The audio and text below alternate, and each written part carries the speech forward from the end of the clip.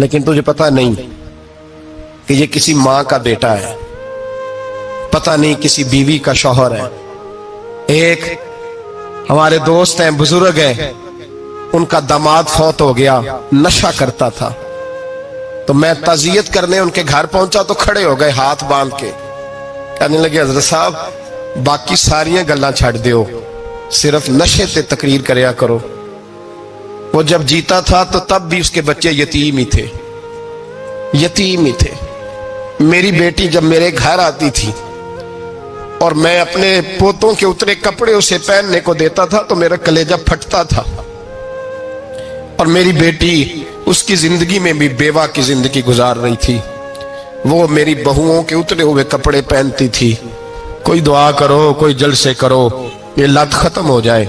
और कहने लगा अब मेरे वो चला तो गया है, दादा दादी इसके पहले कोई नहीं, चचा है कोई नहीं, जब तक तो मैं जिंदा हूं इन नवासों को कोई रोटी का लुकमा, कोई कपड़ा मिल जाएगा। लेकिन सोचता हूं मैं बूढ़ा हूं, मर गया तो इनको कोई पूछेगा भी नहीं, कौन इनकी खबर।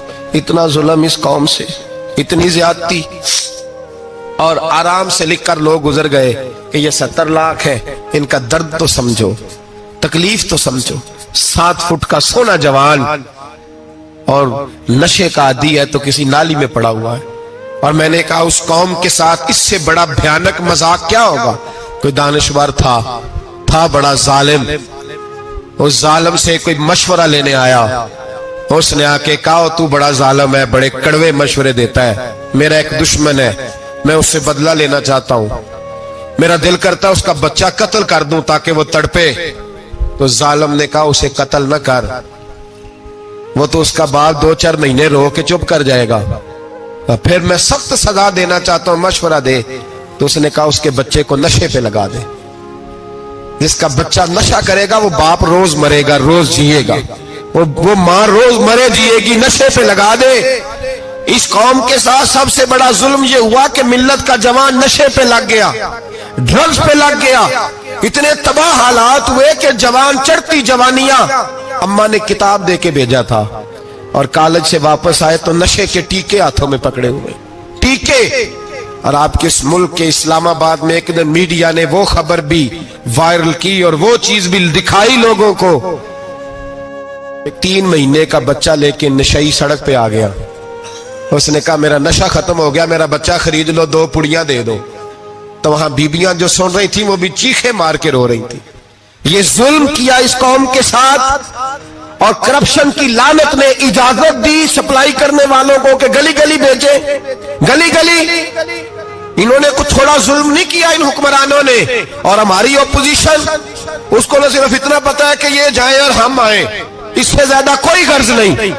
भाई करप्शन के खिलाफ निकले हो तुम, नशे के खिलाफ किस दिन निकलोगे? जुए के खिलाफ किस दिन? कौम तो मर रही है नशे से, इसके खिलाफ मैदान में कब आओगे? सिर्फ इतना है कि ये जाए और हमारी बारी आए, इससे ज्यादा कुछ नहीं। जितने मुजरम वो है उतने ही तुम बनते जा रहे हो। इसलिए कि असल बात पर ना वो आते हैं और ना असल बात पर ये आते। भाइयों, मेरे नबी पाक सल्लल्लाहु ताला अलैहि वसल्लम। और एक और तमाशा है, ये मेरे पे अल्लाह का ये एहसान रहा, इसलिए नहीं कि मैं परहेजगार आदमी हूं, नेक हूं, इसलिए नहीं, वैसे ही अल्लाह बाज़ औक़ात असबाब बनाता है, सबब बनाता है। मुझे ना शराब के रंग का पता है, ना उसकी खुशबू का पता है, ना मैंने कभी जिंदगी में देखी है। ये करम है मेरे हजरत साहब का, मैंने नहीं देखी, मुझे नहीं पता कैसी होती है। कुछ बातें मैंने सुनी है। एक महफिल में मैं बैठा था मजलिस में, तो एक शख्स ने कहा खांसी नहीं जाती बच्चे की, दूसरा उसको मशवरा दे रहा है, खांसी नहीं जाती, बड़ी दवाई, देसी भी, फलां भी बड़ी खाई, मशवरा दिया उसको कि तू इस तरह कर, इसको ना शराब के 2-4 चमचे पिलाओ। कहते हैं जी इसको ना ये पिलाओ तो सही हो जाएगी। तो मैंने पलट के उसकी तरफ देखा, मैंने कहा कोई अकल कर, क्या मशवरा कर? मौलाना मेरा तजर्बा है। मैंने कहा तेरा तजर्बा अफजल है या रसूलुल्लाह का फरमान ज्यादा अफजल है? तेरा तजर्बा अफजल है। हजरत उम्मे सलमा रदी अल्लाह तआला अन्हा कहती है मैंने अर्ज की या रसूल अल्लाह सल्लल्लाहु अलैहि वसल्लम, मेरी बच्ची बड़ी बीमार है, तो मुझे किसी ने कहा है ये थोड़ी सी नशे वाली चीज है, ये बना के तैयार करके दो, सही हो जाएगी। बीमार है बच्ची तो ये नशे वाली चीज है, इसको तैयार करके दो। تھوڑا نشہ ہے. اگرچہ بعض میں نے شروع میں کہا بعض لوگ مریض کو, سخت مریض کو ایسی ادویات جو مجبوری بن جائے اس کی گنجائش اور اجازت دیتے ہیں. محتاط علماء تو اس میں بھی بہت ساری چیزیں پہلے بیان کرتے ہیں, لیکن اس نے کہا جی نرا نشہ دینا ہے شفا کے لیے. حضرت ام سلمہ کہتی ہے میرے نبی پاک نے میری طرف دیکھا, میری طرف, تو میں نے کہا یا رسول اللہ آپ کیا فرمانا چاہ رہے ہیں؟ تو نبی پاک نے فرمایا ام سلمہ کبھی ناپاک چیز میں بھی شفا ہوئی ہے, کبھی ناپاک چیز میں بھی, کبھی شراب اور خمر میں بھی شفا ہو سکتی ہے. شفا رب کریم نے رکھی ہے پر شہد کے اندر رکھی ہوئی ہے, شفا اللہ نے رکھی ہے قرآن مجید میں رکھی ہوئی ہے. تو اس میں بھی کبھی یہ حضور نے بیان کیا ہے کہ اس کے اندر شفا ہو سکتی, تو امت کتنی دلیری کرتی ہے جو یہ مشورے دیتی ہے کہ اس کے اندر نشہ ہے, شراب ہے, تو کھانسی چلی جائے گی تو فلانی بیماری چلی جائے گی. نہ آؤ ان چیزوں پہ, نہ اپنے ایمان کو خرابی دو, اور نہ ایسی باتیں کرو جس سے کہ ڈائریکٹ رسول اللہ صلی اللہ علیہ وسلم کے واضح ارشادات کی مخالفت ہو. میرے نبی پاک صلی اللہ علیہ وسلم نے فرمایا, اور پھر کچھ لوگ کہتے ہیں تھوڑی پی ہے جی. اب تو میں تجزیے میں پڑھ رہا تھا کہ ایسی شراب ایجاد ہو گئی ہے, لوگ شراب پیتے ہیں اور وہ مست بھی رہتے ہیں, کار بھی چلاتے رہتے ہیں, کہتے ہیں جی نہیں ہمارا ذہن معاف نہیں ہوا تو یہ والی صحیح ہے, نشہ نہیں لاتی. میرے نبی پاک صلی اللہ علیہ وسلم نے فرمایا جس چیز کی تھوڑی مقدار, زیادہ مقدار حرام ہے اس چیز کی تھوڑی مقدار بھی حرام ہے. جس کی زیادہ مقدار حرام ہے اس کی تھوڑی بھی. تو خمر اور شراب اگر فل پینا جائز نہیں تو تھوڑی پینا بھی جائز, یہ حرام ہے اور حرام تھی اور قیامت تک حرام ہی رہے گی. میرے نبی پاک صلی اللہ علیہ وسلم نے منع کیا اور حضور نے اظہار ناپسندیدگی فرمایا. فرمایا 40 دن تو عبادت ہی قبول نہیں ہوتی شراب پینے والے جب تک سچی توبہ نہ کرے. ایک دن صحابہ بیٹھے تھے سارے, حضرت ابو بکر صدیق بھی تھے, فاروق اعظم بھی تھے, عثمان غنی بھی تھے, ڈھیر ساری تعداد تھی صحابہ کی, سارے تشریف فرما تھے. حضرت عبداللہ ابن عمر رضی اللہ تعالیٰ عنہ حدیث کے راوی ہیں اور مستدرک للحاکم کے اندر, ابن حبان کے اندر یہ روایت موجود ہے. فرماتے صحابہ نہ بات کر رہے تھے, اور بات یہ کر رہے تھے کہ یار لوگوں کو گناہوں سے کیسے روکا جائے, لوگوں کو گناہوں سے گفتگو صحابہ یہ کر رہے تھے. عبداللہ ابن عمر کہتے ہیں بیٹھے تھے اور یہ گفتگو کر رہے تھے کہ گناہوں سے پلاننگ جی ہوتی تھی. ان کی جو محفلیں ہوتی تھی نا بیٹھ کے, وہ خوش گپیاں نہیں ہوتی بلکہ وہ تبلیغ کی, جد و جہد کی, لوگوں کو برائی سے منع کرنے کے لیے بیٹھتے تھے, اس پر منصوبہ بندی کرتے تھے, پلان کرتے تھے, آگے ترتیب دیتے تھے. گفتگو ہو رہی تھی تو اب آپس میں بات ہونے لگی کہ کون سا گناہ زیادہ برا ہے جس پر سب سے پہلے کام کیا جائے. تو دور ایک صحابی بیٹھے تھے, ان کا نام تھا عبداللہ ابن عمر. ایک عبداللہ بن عمر ہے اور ایک عبداللہ ابن عمر ہے. حضرت عبداللہ ابن عمر دور بیٹھے تھے, بڑے سمجھدار سیانے باریک بین آدمی تھے. تو حضرت عمر فاروق اپنے بیٹے سے کہنے لگے جا عبداللہ ابن عمر سے پوچھ کے آ کہ سب سے سخت گناہ کون سا ہے. توجہ ہے میرے بھائیوں, ادھر دیکھیے گا میری جانب, پوچھ کے آ کہ سخت گناہ کون سا ہے. عبداللہ بن عمر رضی اللہ تعالیٰ عنہ کی خدمت میں جب عبداللہ ابن عمر گئے تو جا کے کہنے لگے کہ صحابہ پوچھتے ہیں کہ آپ نے زیادہ وقت گزارا ہے نبی رحمت صلی اللہ علیہ وسلم کے پاس, تو بتلائیے برا گناہ کون سا ہے, سب سے سخت گناہ, تاکہ سب سے پہلے اس پر پابندی لگائی جائے, اس پر محنت کی جائے.